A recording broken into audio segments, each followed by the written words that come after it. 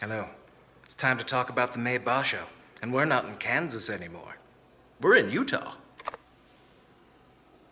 Stop throw! Roll the salt, get in the ring. Welcome to the Dohyo.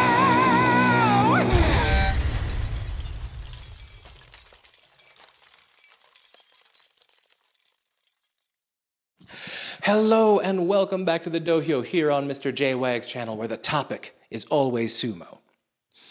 You may have noticed we are not in the normal sort of blue void where I record, and things are much, much boomier in the room, so I'm trying to close mic a bit to get rid of that. But yes, the reason I am here and not in my normal blue void is that I am in Ivins, Utah at the Tuacahn Performing Arts Center. I will be performing the musical School of Rock from July 17th to October 22nd. So if you're in the US Southwest or just vacation out here, come on by, it'll be a lot of fun. So we're at the May Basho, got some thoughts.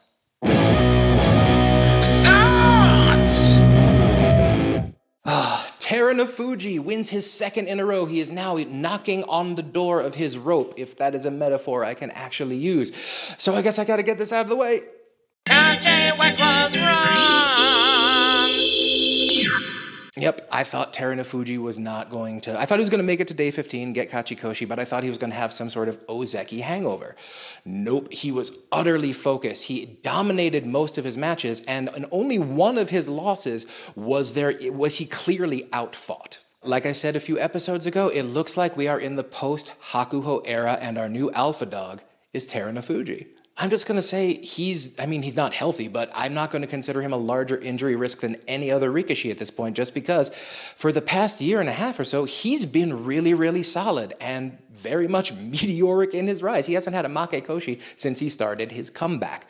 So, Terunofuji, salute.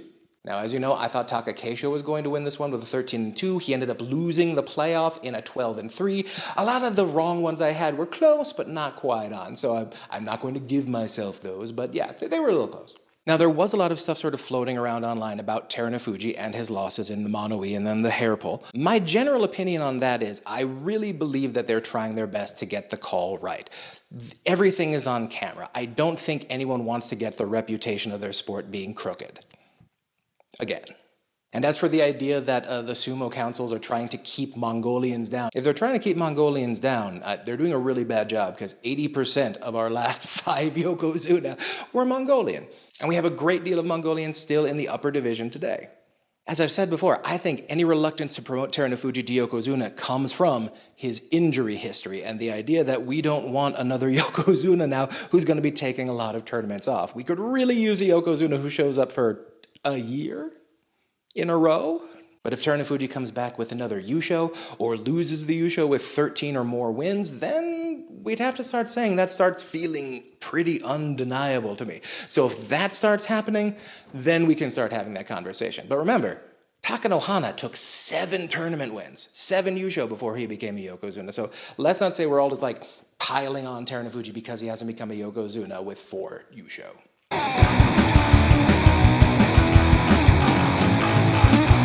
Oh, Asanoyama. Now, I was wrong about Asanoyama because I didn't predict that he was going to break COVID protocol. Okay, quick sidebar. Now, when Abi ended up getting caught for breaking COVID protocol, I think most of us were like, Abi, and we were like, yeah, that's just Abi. But now we're seeing, we had an Oyakata a couple tournaments back get suspended, and now we saw Ryuden, and now Asanoyama in this tournament getting punished for breaking COVID protocol. Like, they have to know at this point that it is forbidden. So, what is the thing that is driving them out into the world?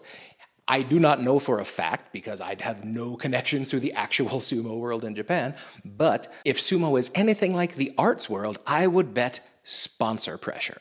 The funny thing about like living your dream, whatever that is it usually requires rich people to end up funding the dream you want to live, because you have an art dream and you can't afford it because you're an artist. Similar to sumo, there are a lot of private donations and personal supporters of individual rikishi, and one of the things you buy is access. The reason I'm bringing this up is it seems that Ryuden and Asanoyama, they're not abis. They're not guys who we would think are going to make bad choices unless they're sort of pushed to do it. And if they are being pushed to do it, why are we punishing the people with the least amount of power in the situation?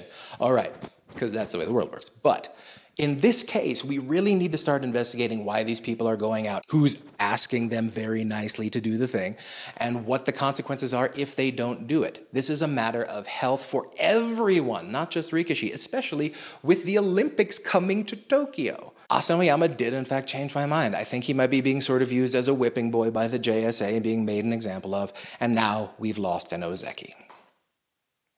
Quick sidebar.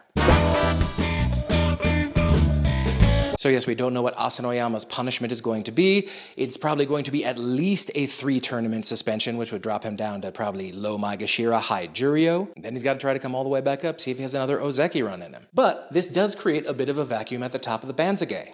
Who is helped the most? Well, Asanoyama, in terms of his head-to-head against most of the people on the Sanyaku, is usually pretty even or has a losing record. And then, of course, Terenfuji, he's never beaten.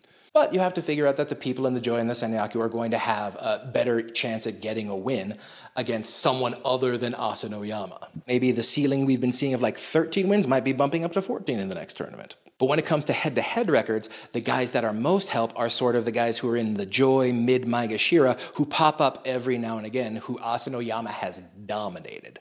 Younger guys like Meisei and Onosho, and older guys who sometimes pop up with a really good tournament like Okano Umi or Miyogiryu, they get destroyed by Asanoyama. So maybe we're going to start seeing Onosho climbing back up a little bit. And while I am sad about the Asanoyama news, I do want to point out that in my year-long predictions for 2021, I did say we were going to lose an Ozeki. I just didn't think it was going to happen this way. And while we're talking about full-year predictions that I got correct, it's time for Uncle Sumo's Attaboys.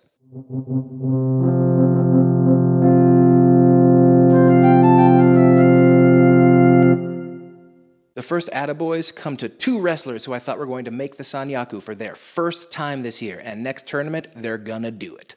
Wakataka Kage and Meisei. I said Wakataka Kage was going to force an extra Komusubi slot because I thought everyone on the Sanyaku was going to get Kachikoshi.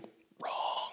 But Wakataka Kage got 9 and 6, beat 2 of the Ozeki, and ended up just having a really, really solid tournament from Maegashira 1. He's going to be up at Komusubi. Same with Meisei. Had a really bad injury about a year and a half ago. He's worked his way back up. He's in the Sanyaku. Very excited to see what he was going to do, especially because I find him a sort of similar wrestler to Asanoyama. So it feels like we've maybe swapped out a very similar style for another. All right, this guy I've kind of given a lot of crap to, but Endo.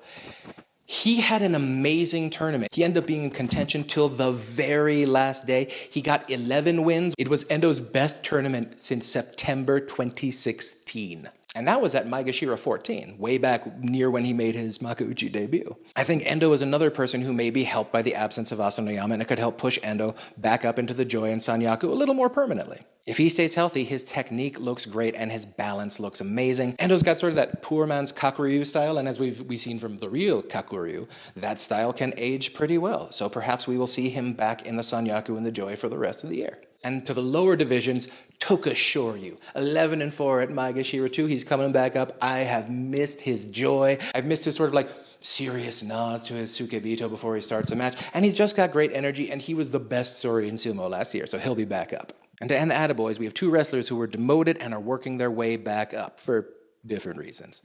Abi has had his second Zensho Yusho in Makushita and will be jumping up to the paid ranks, up into Juryo. So, Abi, I know I've said a lot of bad things about you, mostly because I'm disappointed. I think you're a really talented wrestler. But you're going to be back. You seem to have got your head screwed on a little bit more. Good on ya. Attaboy. Let's see what you can do. And of course, Ura! He gets the Juryo Yusho. He's going to be back in Makuuchi. And if you have not been following Juryo or any of my previous Ura statements, I'll throw a few clips in here while I'm talking about him. He is just my favorite wrestler to watch. He is just so three-dimensionally interesting, and he has this amazing center of balance that I just don't see on people who weigh 300 pounds. So for those of you who are meeting Ura for the first time, welcome. This is going to be so much fun for you.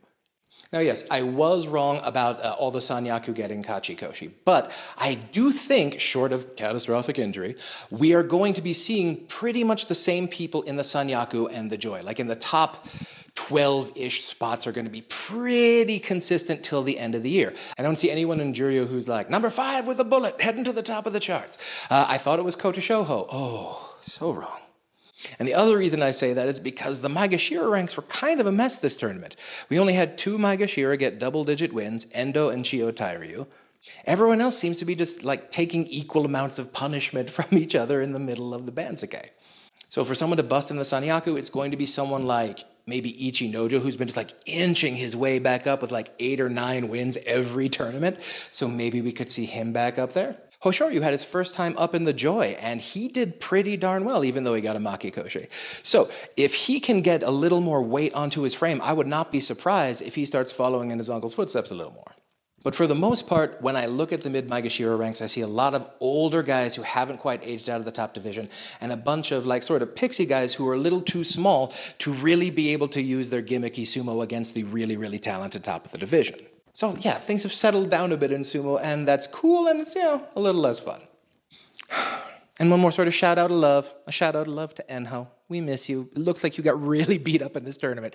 So go heal, have Hakuho heal you with his magic one more time if he can, and come back and give us another really great tournament, make it back up to Makuuchi. We'd love to see you again.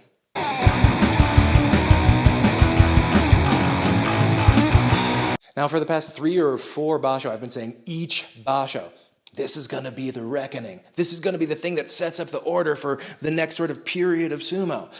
Well, I think this one was it. I think now we've finally figured out who the alpha dog is, and he's proved it. It's Terunofuji until the knees give out. And we have a true rival. Takakeisho, I know some of you disagree with him, but I love the fact that they look so different. I love the fact that they seem to be trading wins with each other.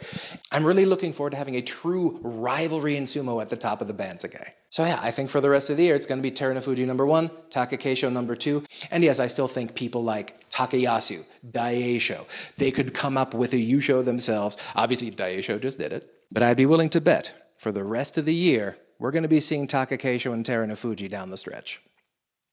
And I am really excited for that. Thank you for joining us here on the Dohyo and following us all the way to the mountains of Utah. We will be back very soon with some pre-taped episodes I had for the Shadow of Hakuho. I'm getting around to editing them now.